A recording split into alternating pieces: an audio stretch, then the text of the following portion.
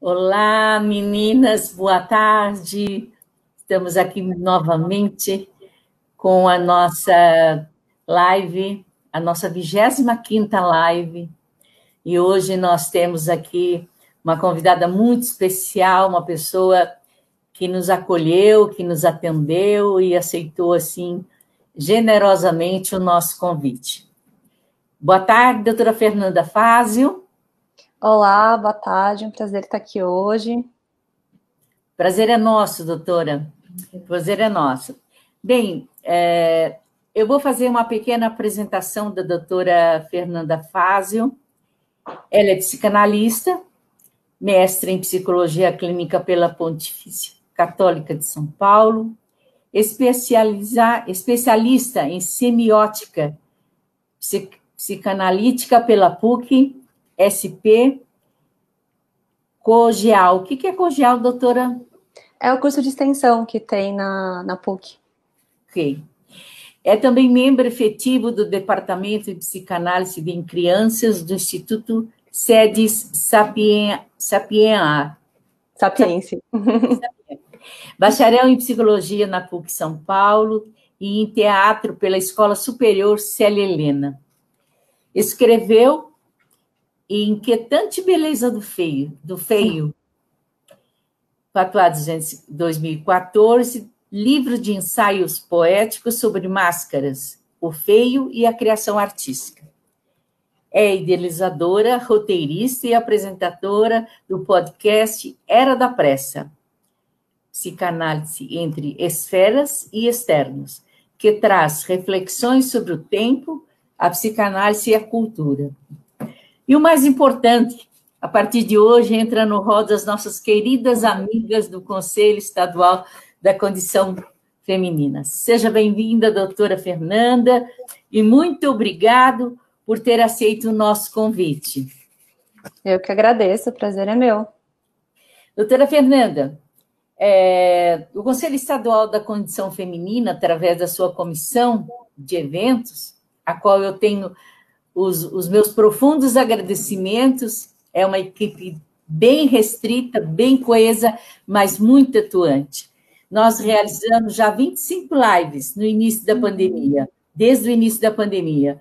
Falamos e ouvimos sobre vidas negras importam, violência doméstica na pandemia, mulher na política, alienação parental e guarda compartilhada, saúde da mulher, evolução de políticas públicas para a população negra, violência contra a pessoa idosa em tempos de pandemia, ações da Secretaria de Justiça e Cidadania para mulheres, importância do movimento das mulheres, mulheres encarceradas, visibilidade lésbica, mulher e sexo na melhor idade, mulher, crise e desemprego, tráfico de pessoas, ações da Secretaria da Pessoa com Deficiência, suicídio, causas e acolhimento,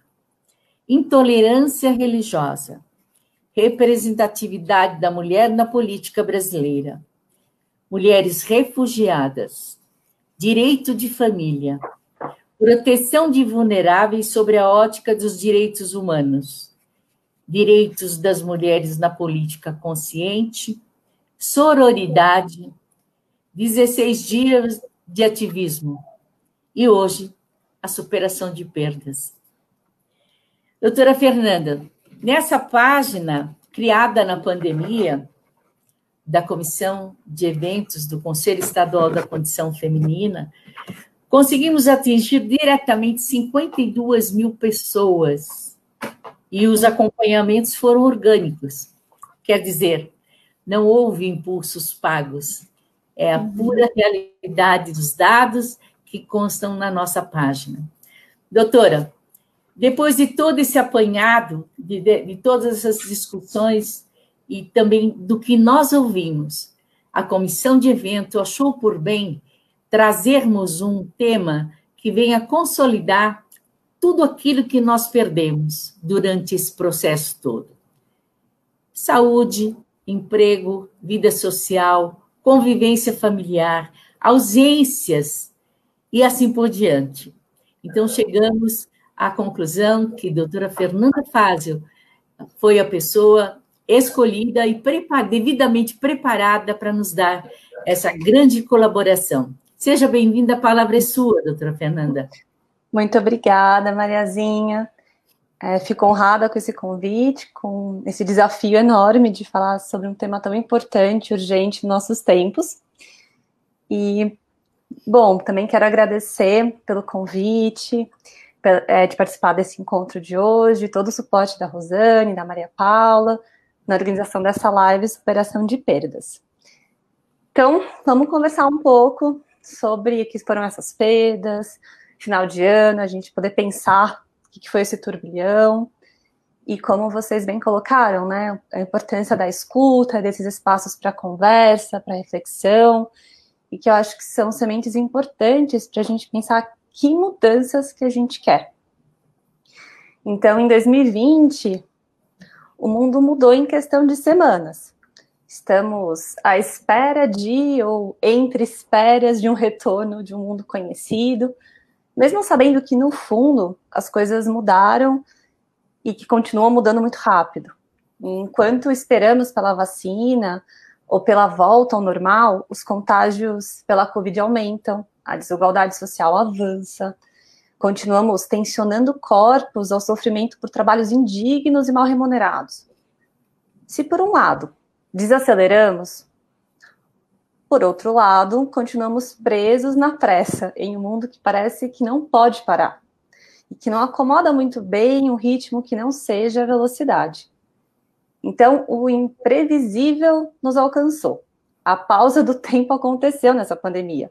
A gente fechou as fronteiras, a gente diminuiu os deslocamentos de pessoas e mercadorias, as empresas se adaptaram ao home office, as escolas precisaram se encaixar nessa nova dinâmica de ensino online, e assim o nosso cotidiano mudou completamente. E nessa reviravolta, somos presas da Covid-19 e temos pressa em superá-la. Não podemos negar que estamos passando por duras perdas de entes queridos, de liberdade, de empregos, variando entre o afastamento e o sufocamento das relações. A psicanálise, a arte e a cultura parecem mais necessárias do que nunca para nos lembrarmos de quem somos e de onde viemos, para então a gente poder voltar a sonhar o futuro do jeito que queremos. E o luto, ele pode ter muitas faces, além da morte real, da morte concreta, e é isso que eu quero falar um pouco hoje. E a psicanálise entende o luto como um processo que lida com as perdas e as separações, com o rompimento de laços, sejam eles imaginários ou reais. Então, em tempos de coronavírus, lidamos continuamente com muitas perdas. Como será que a gente pode amenizá-las? Como será que a gente pode tentar superá-las? Como podemos lidar com as perdas em um mundo de excessos que não nos permite parar? Essa tal era da pressa. No encontro de hoje, vamos falar então sobre as perdas nesse mundo apressado que vivemos.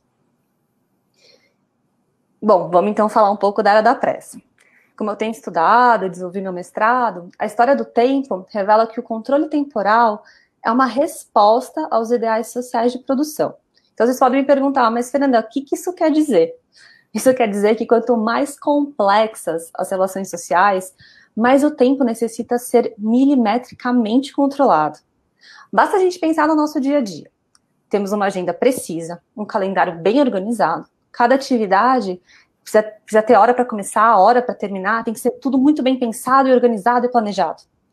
E quem tem filhos ainda tem esse trabalho redobrado para encaixar as várias atividades das crianças. E escola, inglês, natação, quem fica, quem leva, quem busca. Nem as férias ficam de fora dessa pressa. Se a gente parar para pensar bem...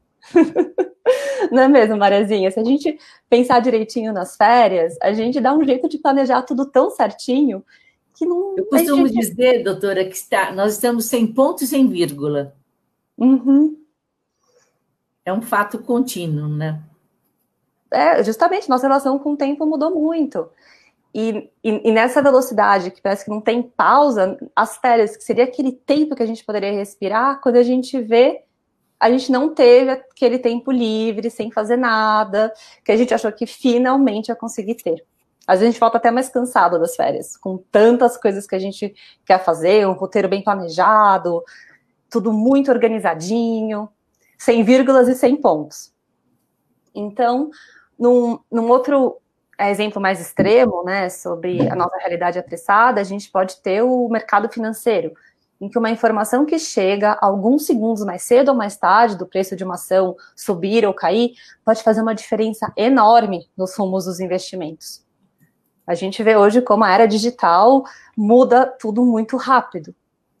E é muito difícil a gente conseguir acompanhar e elaborar psicamente tudo que a gente está vivendo. Bom, e pensando nisso, eu nomeei o tempo contemporâneo como a Era da Pressa. E ela tem uma particularidade, ela é escrita Era da Pressa com um dos S's entre parênteses, que quer dizer pressa, presa, presa, pressa. Justamente porque a relação com o tempo estabelecida na aqui chamada Era da Pressa, ela é marcada pela aceleração. Então são tantas tarefas e exigências diante de um mundo globalizado e digital que o maior controle sobre o tempo é absolutamente necessário para que tudo aconteça no já. A gente não pode perder tempo. E a espera se torna tédio e precisamos antecipar tudo. Então, a ansiedade não é uma mera coincidência nesses tempos.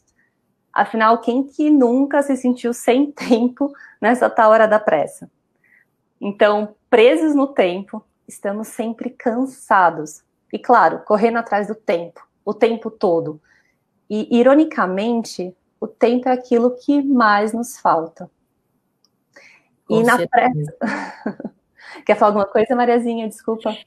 Não, já temos perguntas aqui, doutora. Antes de mais nada, eu quero aqui fazer um parênteses para a senhora tomar uma água também. Nós temos aqui praticamente todo o colegiado nos prestigiando. As conselheiras Ana Maria Lantovix, Meire, Amildima, Sandra Andreoni, a nossa ex-conselheira Edna Freitas, a Marli Parada, enfim, a nossa entidade Sim Beleza também está presente, com a Bia, com a Débora, com a Maria Tereza. Nós temos uma pergunta aqui. A nossa delegada Rosmarie, vice-presidente do Conselho, acabou de entrar também. Nós temos uma pergunta aqui, doutora, sobre que a Edna Freitas nos faz, que é o seguinte: como é que ficamos com essas, espera um bocadinho só. Como é que ficam as nossas pausas com essas corriqueiras, essas corridas com as crianças? Justamente, eu acho que a pandemia, ela impôs, se antes já era difícil, sobretudo para as mulheres, gerenciar toda a agenda pessoal com casas, que trabalham, gerenciar o trabalho e ainda com os filhos, nessa pandemia ficou muito difícil a gente separar esses espaços de dentro, de fora do trabalho, da escola. Então, isso sim aumentou e tensionou as relações. E no encontro de hoje eu quero falar mais profundamente sobre isso. Acho que é uma ótima questão, né? Onde que ficam justamente essas pausas, que são absolutamente necessárias para a gente conseguir internamente elaborar tudo isso que está acontecendo. Sem esse tempo de respiro, obviamente a gente leva nossos corpos à exaustão, a gente não consegue elaborar tudo isso que está acontecendo e a gente continua na pressa. Então é curioso, a gente tentou parar de alguma forma nessa aceleração forçada, mas em certa medida, para muitos, a gente está mais acelerado do que nunca, gerenciando casa, trabalho, filhos, o home office, junto com o ensino online. Acho que é um desafio e tanto. Então, não à toa, né, que nessa pressa da gente contra o tempo, de fazer sempre mais, em um menor tempo, mais rápido, a gente acaba aprisionado, presos em muito tempo. Então, essa pergunta é muito válida para a gente pensar que essas pausas, essas vírgulas e esses pontos, eles são libertadores, para a gente não ter um fluxo contínuo que a gente nem sabe o que está se passando, que a gente não pode parar e fazer perguntas importantes para nós mesmos, né? E E, enfim, e essas questões sobre o tempo, né, eu trabalho bastante no meu podcast, Psicanálise entre Esferas Extremas, o nome do podcast é Era da Pressa, e que eu busco refletir com outros psicanalistas, pesquisadores e artistas sobre o mal-estar e o sofrimento do nosso tempo. O podcast, para quem se interessar, Era da Pressa, é gratuito e está disponível no Spotify, no SoundCloud, no YouTube.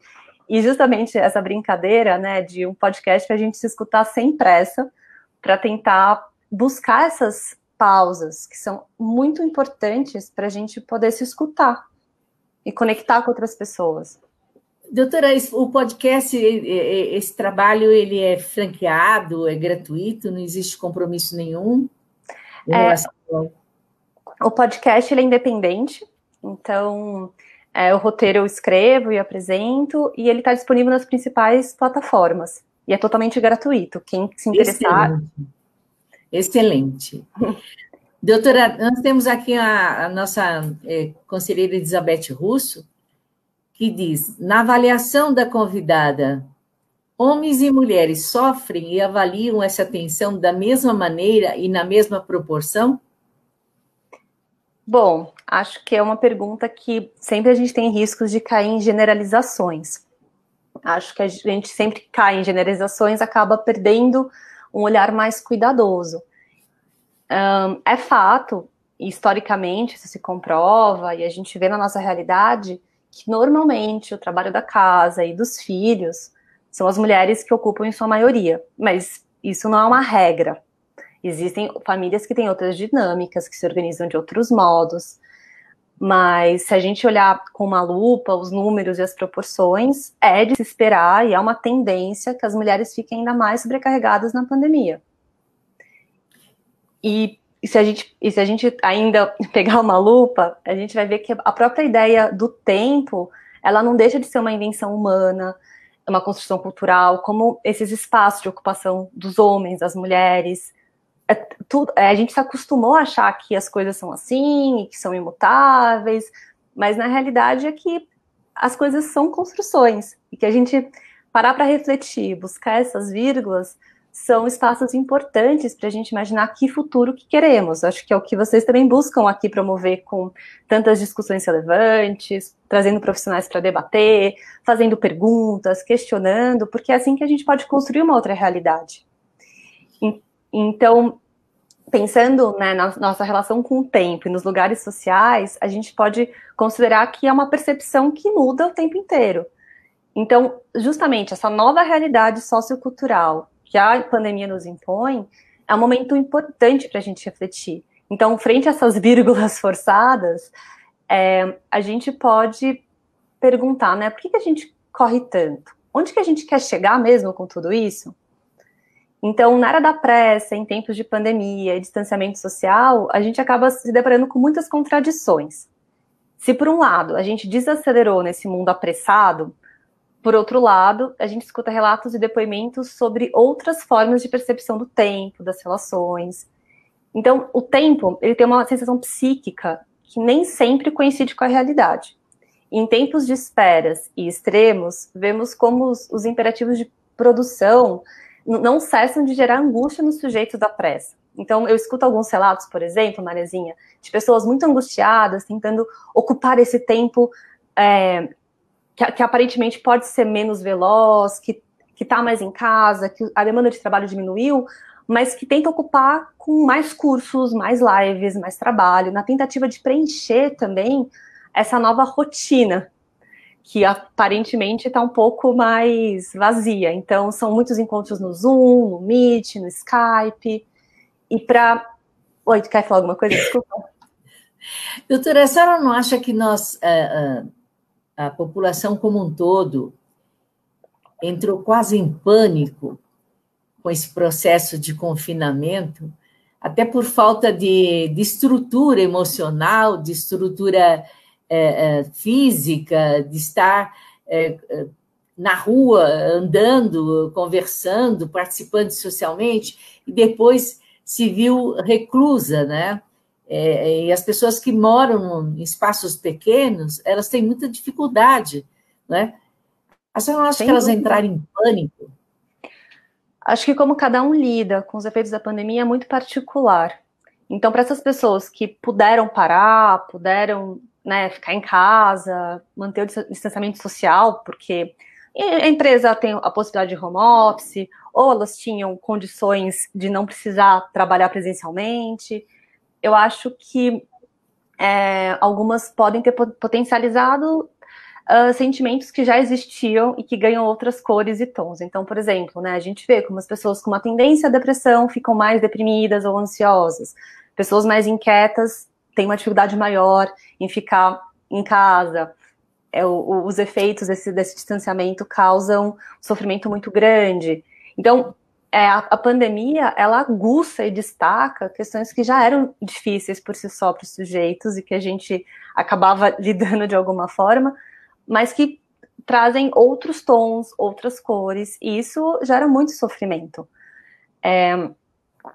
Então, se a gente pensar, né, que a gente sempre está preso nos compromissos, acorrentados em tarefas, a pausa, ela pode ser da hora também insuportável. Nem todo mundo consegue lidar com essa espera, com esse vazio, com o fato de estar longe das pessoas. Acho que é um sofrimento que a gente vê na clínica, né? Quem trabalha na área de saúde mental viu recentemente um aumento na procura, suporte. Acho que as relações estremeceram, acho que a convívio entre as famílias que passam a quarentena juntas, entre esses espaços entre dentro e fora, que antes era marcado pelo trabalho, pela escola. De repente está todo mundo junto, e como colocar esses limites, né? Doutora Fernanda, a senhora poderia nos dar, por exemplo, a faixa etária, especialmente no seu atendimento, qual é a proporção da faixa etária, se mais homens ou mais mulheres buscaram os atendimentos psicológicos para poder encontrar uma saída para todo esse sufoco que nós estamos passando? Bom, infelizmente eu não tenho os dados precisos, eu posso falar de uma experiência pessoal, mas isso é muito particular de cada clínica. Mas eu tenho percebido um aumento de uma procura muito grande com adolescentes também, com crianças, não só adultos. Então, acho que antes, às vezes, eram dores mais quietas. Acho que na pandemia, muitas vezes as crianças, os adolescentes podem ser porta-vozes aí de um mal-estar que não são só deles, mas que eles acabam podendo falar de alguma forma, seja com comportamentos, com as regressões. Crianças, por exemplo, que tinham conquistado uma autonomia, regridem, voltam a, por exemplo, ter comportamentos de crianças menores. Acho que tudo isso tem aumentado o medo, o receio de dormir sozinho. Algumas crianças que tinham conseguido já dormir sozinhas, de repente querem passar a noite com companhia.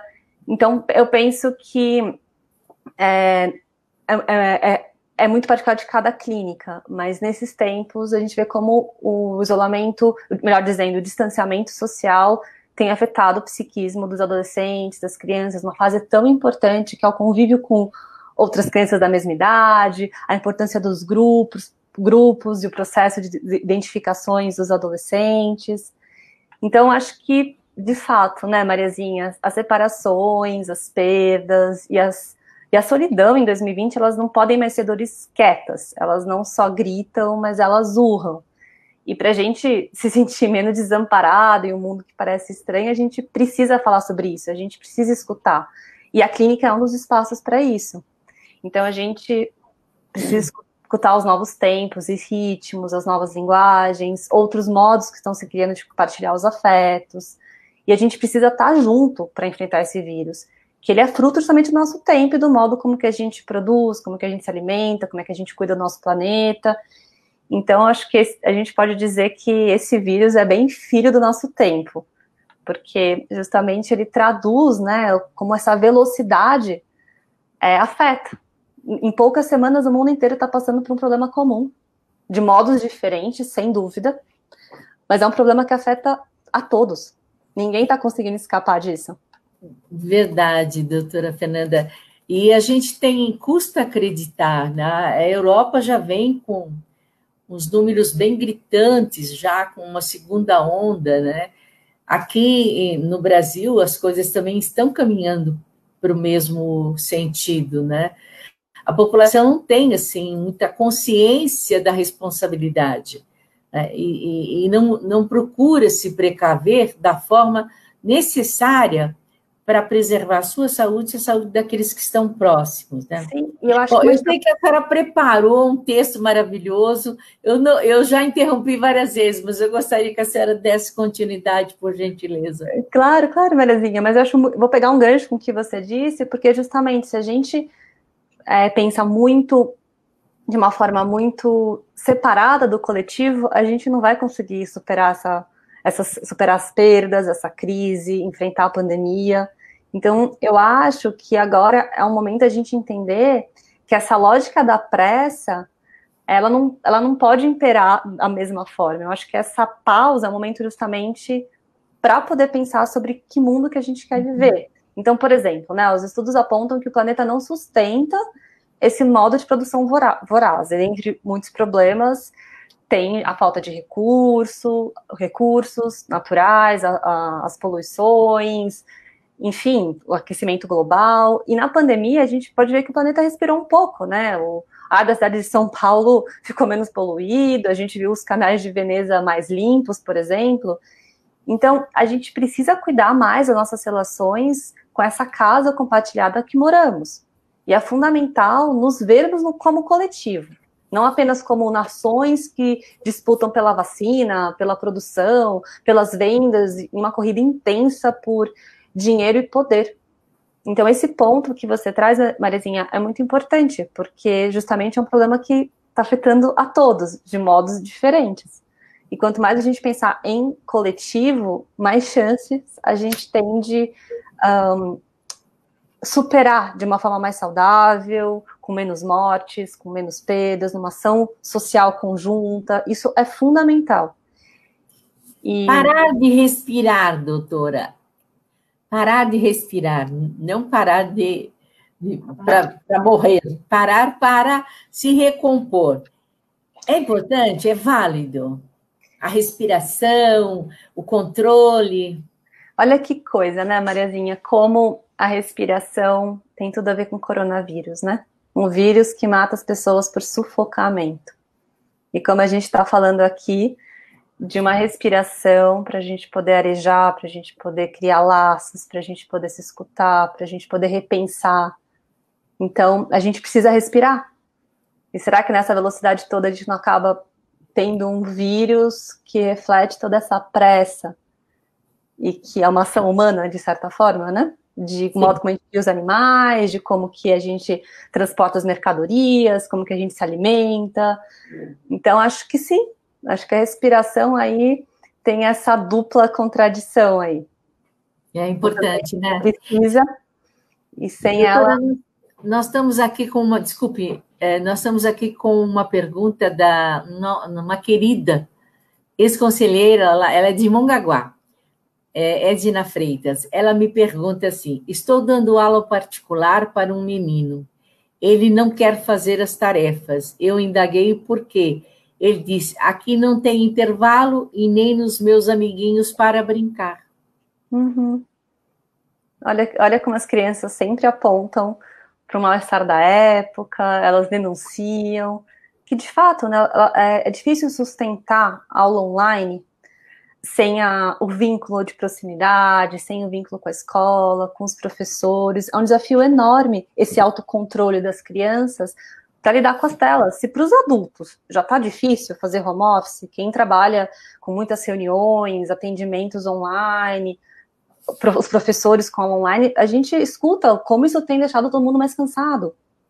É uma via ali de percepção que fica muito reduzida, que é diferente quando a gente tem um contato presencial mais próximo e que tem o grupo também sustentando aquilo.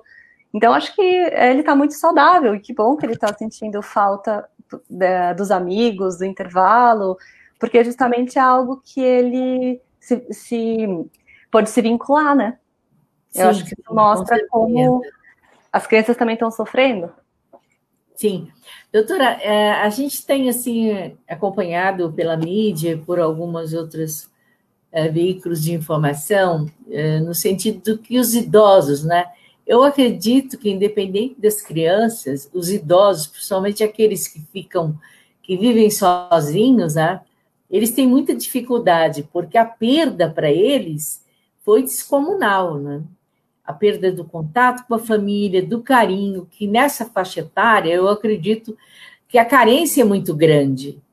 O que a senhora pode me dizer?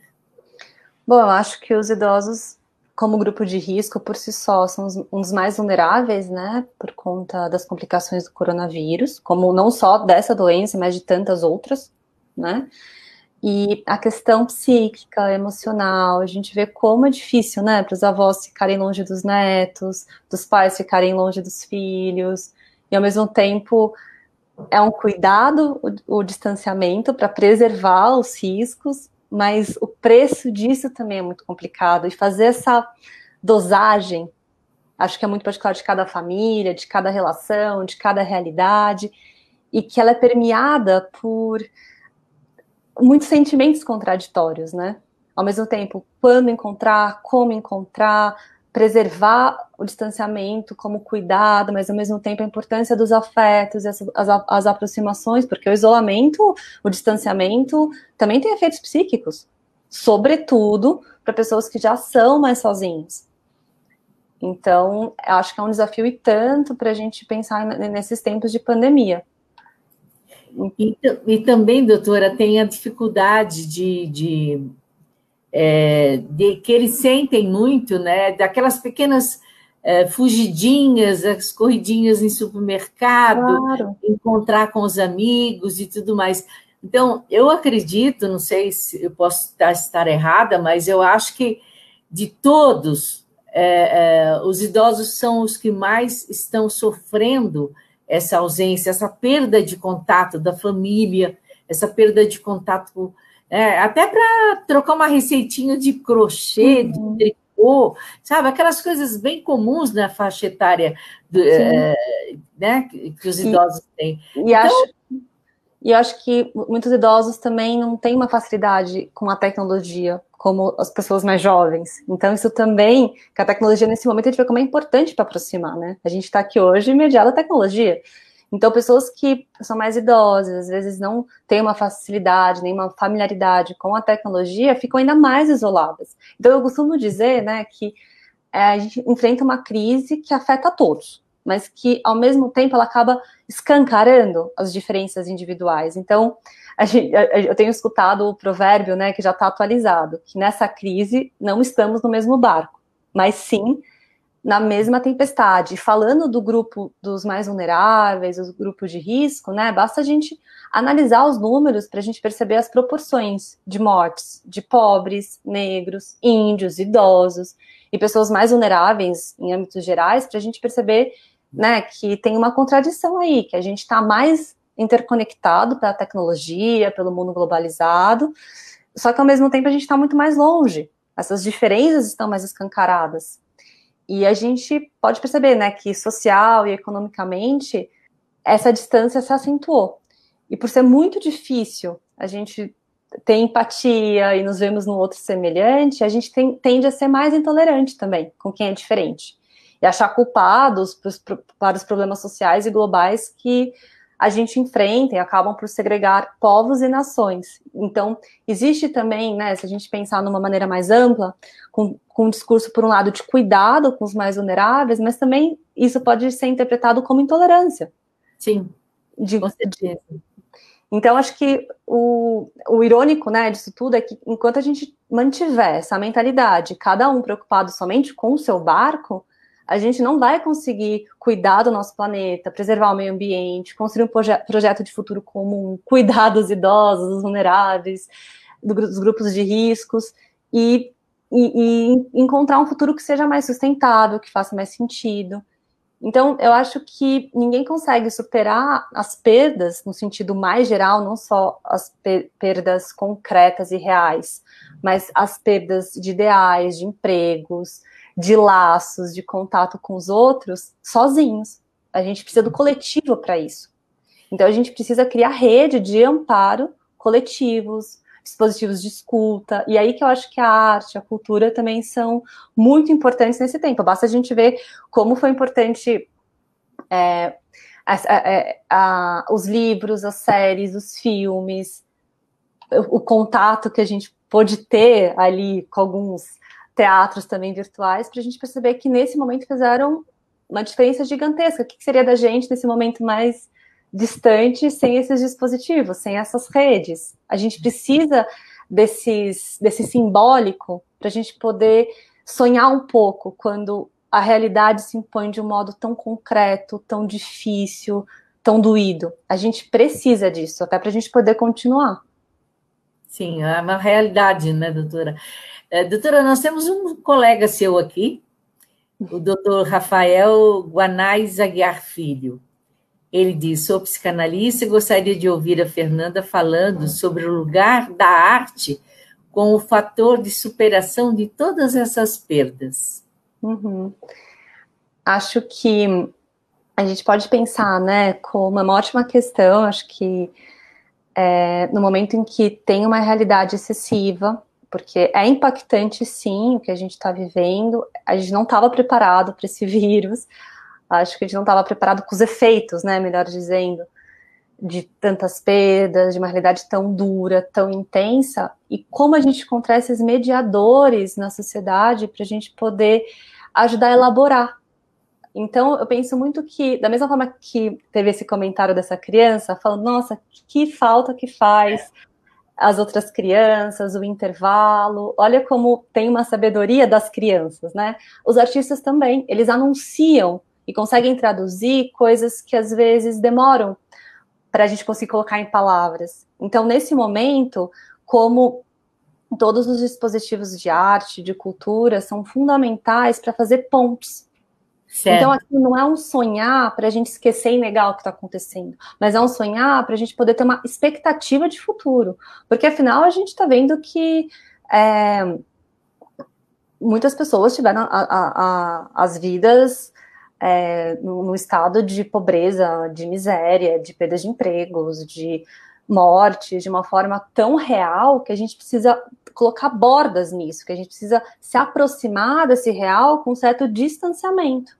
E aí eu acho aí com outros psicanalistas que também estudam arte e fazem essas pontes, como é importante a gente poder se aproximar, não para negar ou fingir que não acontece, mas justamente para se tornar suportável. A gente é feito de narrativas, de histórias e de sonhos, e tem aqueles sonhos que a gente sonha dormindo e Sim. os que a gente também sonha acordado. Então, a arte é um espaço de mediação para a gente poder elaborar, para a gente poder perceber, por exemplo, né, como que é possível encontrar saídas, é possível fazer pontes. Então, não à toa que no começo da pandemia, o livro do Albert Camus, né, A Peste, foi tão líder de vendas, porque as pessoas precisavam escutar justamente a história é uma história fictícia, né, mas uma cidade que lida com essa peste, que é o que a gente está vivendo agora com o coronavírus. Ou seja, a arte é mais necessária do que nunca para a gente poder encontrar essas mediações, esses contornos, essas bordas, e que resgata a nossa humanidade, não para a gente fechar os olhos, mas justamente para a gente poder abri-los, porque quando tudo é muito excessivo, muito traumático, muito intenso, a gente está na hora do insuportável. Com certeza. Doutora Elizabeth Russo, nossa conselheira, tem uma outra pergunta para a senhora. Você diria que vivemos uma crise que nos redefiniu à medida a que tivemos que assumir tarefas terceirizadas? Está sendo um crescimento na proporção em que vivenciamos esse desafio? Eu acho que eu não consegui entender muito bem a pergunta. O que ela está definindo assim, como tarefas terceirizadas? Eu acho que ela dividiu em duas partes a pergunta. Primeiro, ela pergunta: você diria que vivemos uma crise que nos redefiniu à medida que tivemos que assumir tarefas terceirizadas? As tarefas terceirizadas seriam o que exatamente? Será que ela está pensando? Por exemplo, mediação dos ensinos online, terceirizar um pouco ali com... Eu acho que é mais ou menos por aí, doutora. Bom, eu acho que a gente não tem como saber agora o que a gente vai poder contar sobre o que foi. Então, quando a gente está vivendo no olho do furacão, é difícil a gente saber quais serão os efeitos disso. Mas daí é importante a gente poder criar espaços para a gente pensar sobre, refletir, para a gente se escutar. Mas me parece que tem efeito, sim. A tecnologia, as mediações, o terceirizar o ensino através aí de aplicativos, que por mais que tenham o professor, a preparação da escola e com as aulas, tem outros efeitos, que a gente só vai saber o que será disso num outro tempo. Mas que agora eu acho que a gente percebe pequenos indícios. Então, a gente vê que as crianças estão mais cansadas, que algumas se tornam mais agressivas pelo distanciamento social, regridem. A gente vê, por exemplo, como tem pessoas que trabalham em home office e estão uma sobrecarga de trabalho muito maior, porque justamente essas fronteiras entre o espaço do trabalho, da casa, o sair, o voltar, ficam mais difíceis. As relações também estão muito mais complicadas para muitas pessoas. Então a gente vê, né, que os divórcios aumentaram nesse período. Então, se a gente olhar mais de perto para os números, a gente vê que, por exemplo, divórcios consensuais, a revista Época, ela fala disso. Então, eu tenho um dado que 54% dos cartórios colocaram um aumento ali, esse dado, entre maio e julho desse ano. Então, só para a gente ter uma noção de como a convivência intensa tá difícil nesse momento. Fora isso, como a gente falou numa outra live, né, Mariazinha, o aumento da violência contra as mulheres na pandemia, então a gente sabe que o número de feminicídios cresceu nessa quarentena. Isso reforça a ideia justamente que as mulheres muitas vezes são depositárias das raivas e frustrações dos companheiros, que eles acabam não encontrando outros espaços sociais para escoar essa agressividade. Então, eu acho que a senhora já até respondeu a segunda parte da pergunta.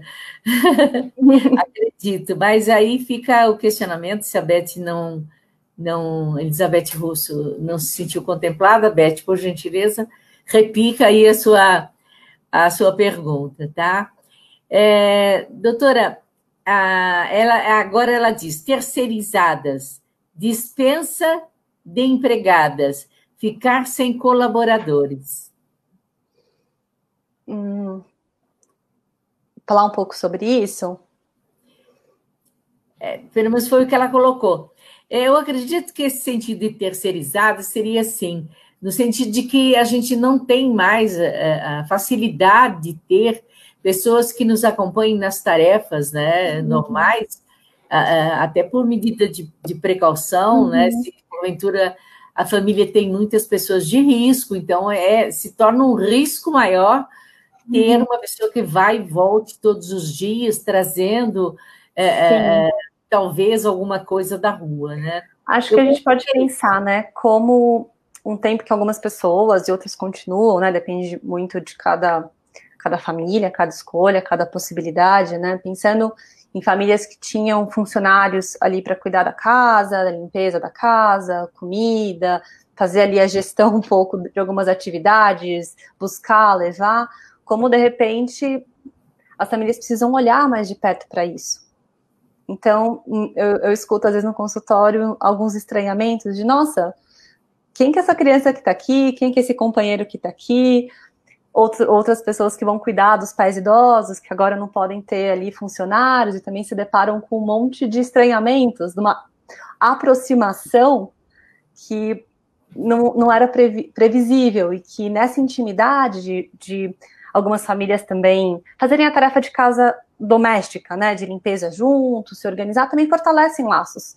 Então, outras famílias também colocam que se aproximaram mais dos filhos, e as crianças, elas são muito boas nisso, quando elas entendem que estão ali fazendo algo para um bem coletivo, se sentem heróis, um enfrentamento do vírus, elas também se apropriam, principalmente os adolescentes, assim, disso, e que pode ser muito bacana também para fortalecer essa ideia de coletivo, de uma identidade ali social. Então, eu acho que depende de como cada um lidou com essa terceirização, né, de olhar para as próprias sujeiras, e a gente pode fazer todo um sentido psicanalítico metafórico aí, das raivas, das frustrações, dos conflitos, que às vezes com um dia muito ocupado, na pressa, ficavam sempre para depois. E como agora, nesse momento que de repente essa sujeira embaixo do tapete, não dá mais para esconder, porque o tapete cresceu e está no meio da sala e a gente não tem como fugir. Com certeza. São novas descobertas, né, que quer queira, quer não, estão aí nos nossos olhos. Mas a Vanessa Scherin, também diz, mas também abusamos bastante dos raps, que também são esses terceirizados. E é uma verdade, né, doutora? Porque anteriormente nós tínhamos um atendimento de pronta entrega, né, através desse processo de trabalho, que era assim, pouco valorizado. Hoje é debaixo de chuva, debaixo de sol, de madrugada, porque eles atendem todos os serviços, né? Serviços que nós perdemos o atendimento, porque a farmácia, são raras farmácias que ficam abertas 24 horas, né?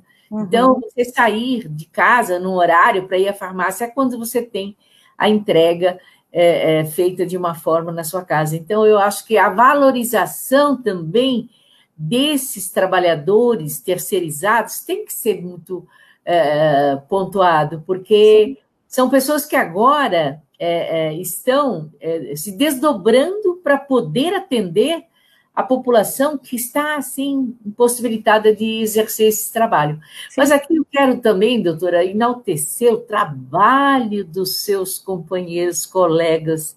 Meu Deus, quanto a psicanálise está sendo valorizada e respeitada, né? Porque até um tempo atrás era, desculpe, mas era artigo de luxo, né? A pessoa se dirigir a um psicanalista, a tratar do seu corpo, da sua mente, dos seus anseios. Hoje, doutora, é uma necessidade. É uma necessidade. Eu acredito que a atuação de vocês, psicanalistas, teve um crescimento muito grande e também tem que ser valorizado, e muito, porque vocês estão sendo ferramentas de primeira utilidade. Né? Porque a pessoa se sente perdida, se sente aniquilada moralmente por toda a perda que ela sente de tudo, né? Da parte social, de trabalho, de emprego, de familiares, de perdas, enfim. Então, eu acho que é um crescimento, doutora, que tem que ser muito reconhecido. Eu acho que, justamente, a psicanálise possa sair dos consultórios, desses muros do consultório, e tá na cultura, tá nas ruas, tá na arte, ajudar a pensar o que é esse mundo que a gente está vivendo.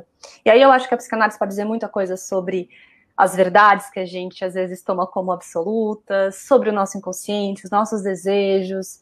E eu penso que é muito importante que a gente cultive e continue mantendo uma psicanálise na cultura, na sociedade, e que a gente possa escutar o mal-estar que está lá fora e também o que está aqui dentro. Então, o paciente nunca vem sozinho, ele vem juntamente com as gerações que o antecederam, vem com a cultura que ele está inserido. Então, a gente não pode se isolar disso, os psicanalistas precisam estar na cultura, nas ruas, escutando o que a cidade tem a dizer. E acho que sobre perdas, a psicanálise, né, ela pode ajudar a entender bastante coisa, né? Então, a superação de perdas e o trabalho do luto demanda um enorme esforço psíquico, e que isso precisa de tempo. Um tempo para a gente lidar com a falta daquilo que a gente perde. Então, as pessoas, os ideais, os empregos, as expectativas. E a gente, nessa era da pressa, não lida muito bem com essas faltas. Porque justamente o trabalho do luto, ele caminha em sentido e direção contrária à era da pressa. E como a psicanálise nos mostra, a gente precisa realizar algumas operações subjetivas para a gente conseguir superar as perdas. Então, durante esse processo, a gente passa por momentos de raiva, de ira e até negação para fugir dessa dor. Mas em algum momento, inevitavelmente, essa dor nos alcança. E aí a gente pode olhar para esses buracos em nós e a gente consegue ficar triste e pensar o que a gente vai fazer com isso. E nessa falta, nesse vazio, vemos as pessoas que perdemos, aquele emprego que a gente sonhava, que organizava a nossa vida, as expectativas que foram frustradas, o tempo que não volta mais, o amor que acabou, e um mundo que não é mais o mesmo. Então, acho que o processo de luto, e a psicanálise fala bastante sobre a necessidade do coletivo para a gente poder acompanhar esses rituais, né, que justamente se dão no coletivo para superar essas perdas. E os rituais, eles têm um papel fundamental. A gente chora os mortos junto com aqueles que ficaram. Então, o trabalho de partilha, ele só pode acontecer no coletivo. E por isso que nesses tempos de pandemia, é uma ilusão enorme a gente achar que vai conseguir superar essas tantas perdas sozinhos. Então, eu sempre coloco uma provocação, né, de o que será que pode surgir quando a gente não mata o tempo, ou quando a gente não joga a conversa fora, mas ao contrário, a gente se escuta, a gente escuta os outros, a gente conversa com os pais e com os filhos, liga para aqueles amigos distantes, revê as escolhas, olha para fora e para dentro, que tudo isso faz parte desse caminho que a gente chama de vida. Só que para isso a gente precisa sonhar dormindo e sonhar acordado, escutar o que os nossos tempos nos dizem. Daí, mais uma vez, a importância da psicanálise, escutar o mal-estar de sua época. Freud fez isso. A gente precisa sair de um lugar isolado, às vezes até que a gente pode colocar como elitista e escutar as ruas, as pessoas, os vários tipos de realidades diferentes, o que os artistas estão dizendo, que eles antecipam o mal-estar, que depois a gente vai teorizar e entender o que é, racionalmente, mas que eles conseguem concretizar e colocar em palavras, nos corpos, com a dança, com a música, e que só depois a gente vai racionalizar e colocar teoricamente. Então, a gente precisa olhar para isso. Só que a gente precisa de tempo para a gente conseguir ter essa elaboração. O trabalho de luto necessita de tempo. Doutora, nós temos aqui mais uma pergunta e eu ficaria a tarde toda conversando com você. Você é ótima. A nossa experiência da sua palestra na nossa confederação, ela é comentada até hoje, né? Da sua suavidade, da sua meiguice, da sua forma, do seu carisma pessoal e profissional de ver assuntos tão delicados e temas tão envolventes, né? Nós temos aqui a Meire Nogueira, que é nossa conselheira também, que diz: o conselho nos ajudou muito na pandemia. Qual a importância da amizade nos momentos de perda e luto? Uhum. Acho que as amizades, elas entram justamente a gente poder relembrar os momentos. Então, quando a gente perde um ente querido e pode compartilhar com amigos, com familiares, recuperar as memórias, a gente pega um pedacinho do que a gente perdeu e consegue colocar dentro da gente. Um traço, um nome, uma lembrança, uma memória. E a gente precisa disso para poder trazer quem foi para o presente e, ao mesmo tempo, conseguir se despedir e elaborar esse vazio que fica, essa dor que fica.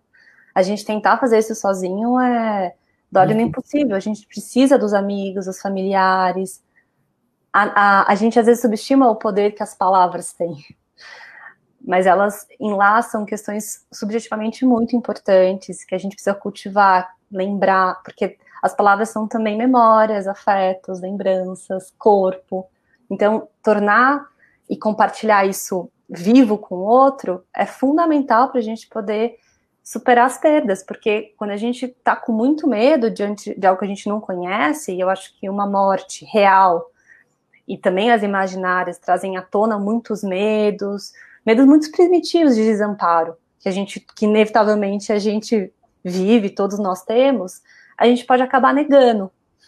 Então, uma das possibilidades é a gente negar a morte, negar o que está acontecendo, e que isso é uma enrascada em tanto, porque quando a gente nega o vírus, nega as mortes, a gente acaba tentando culpar alguém por tudo, a gente não supera, não lida e não constrói algo novo. Então, ao contrário, né, doutora? Cria mais bichinhos na cabeça, cria mais traumas. O poder da palavra é algo sensacional, né? E eu acredito que o ser humano tem por obrigação de ter essa forma de comunicação, né, de dar uma palavra amiga, não importa o horário, o dia, o que seja, né? Estar sempre presente ao lado dessas pessoas que perdem que perdem um familiar, que perdem uma oportunidade de trabalho, enfim. Eu acho que a palavra amiga ela é muito importante nesses momentos. Porque quando a gente perde alguém, a gente acaba pensando na nossa própria morte, na nossa finitude, que são questões difíceis para a gente. Então, nesses momentos de crise, que a pandemia traz essa questão do mortífero, que pode estar em qualquer lugar, são momentos importantes que podem trazer mudanças significativas. Então, essa exposição, por mais dolorosa que seja, né, aos sofrimentos, aos conflitos, às diferenças, elas nos enriquecem internamente. A gente se torna pessoas mais coloridas com as adversidades, porque a gente tem justamente a chance de entrar em contato com outros afetos, com outras percepções de mundo, com novas chaves de pensamentos, e que tudo isso acaba nos provocando a sair dessas bolhas e desses muros que a gente acaba caindo, com pessoas que são muito iguais a nós, ou com algumas certezas que a gente acredita que existam, algumas garantias, e que as mortes, as perdas e a pandemia mostram que elas realmente não existem. E é muito difícil a gente, sujeitos que buscam a tudo controlar, lidarmos com as incertezas e instabilidades disso tudo. Então, como no distanciamento social e na prece, a gente não se aprisionar, mas a gente buscar o coletivo, os outros, e criar outras possibilidades. E foi daí que também surgiu todo o impulso e a motivação da criação do podcast Era da Prece. Perfeito. A gente doutora, olha, nós praticamente estamos chegando aqui nos últimos minutos da nossa live, mas dizer para a senhora que eu vou sentir muito a perda dessas quintas-feiras, né? Nós tínhamos praticamente um ponto marcado às quintas-feiras, mas eu acredito que essa forma de comunicação, essa forma de trabalho que o Conselho abraçou e, graças a Deus, conseguiu reunir, né? Como eu disse no início, nós alcançamos quase 52 mil pessoas. Isso é importantíssimo por todas as informações que a gente conseguiu levar. E eu tenho algumas outras perguntas, mas o tempo me faz cruel. Eu gostaria que depois, a senhora tendo acesso ao nosso grupo da comissão de eventos, a senhora pudesse estar respondendo também. Claro. Podem me escrever também. Né? E eu peço para a senhora fazer suas considerações finais, agradecendo muito a sua generosidade. Eu sei que o seu consultório é hiper, super concorrido. Nós tentamos por 3 vezes essa data e a senhora sempre foi muito amável e nós conseguimos, então, fazer no dia de hoje essa brilhante participação sua. Que Deus te abençoe, que Deus te ilumine, que todas as suas ações sejam sempre abençoadas pelo Senhor e que você tenha esse sucesso, você é jovem, com um futuro brilhante pela frente, tá? Por favor, as suas considerações. Bom, vou falar as palavras finais, mas eu quero muito agradecer essa oportunidade para pensar junto, porque somos todos em constantes formações e novas perguntas também trazem novas reflexões e formas de pensar, e que para mim também me enriquece muito. Então, quero também te agradecer, Mariazinha, por todos os convites, por toda a generosidade de abrir esse espaço aqui, que eu me sinto muito à vontade para conversar e partilhar pensamentos. E eu acho que, resumindo, né, como esses espaços, como esses encontros de quinta-feira, eu acho que o tecido social ele pode se fortalecer sim, quando a gente trabalha em coletivo, juntos, que a gente pode criar redes de amparo, superar as perdas e tentar justamente, né, se escutar para amparar a dor, contendo os excessos que se esgarçam nesses fios que nos sustentam como sujeito. Então a gente precisa de mais pontes e menos muros, mais ligações e menos polarizações. Então a história nos mostra justamente isso, né, que a gente precisa construir, contar sobre que realidade que a gente quer viver. Doutora, as portas do Conselho estão abertas para outras oportunidades, com outros temas, que eu sei que a senhora tem uma especialização muito vasta. Vamos falar de arte, eu acho que a arte é importantíssima, entende? Essa metodologia de trabalho, ela vai perdurar, tudo indica que nós devemos ter já como um hábito comum, né? E nós vamos precisar muito do seu apoio e da sua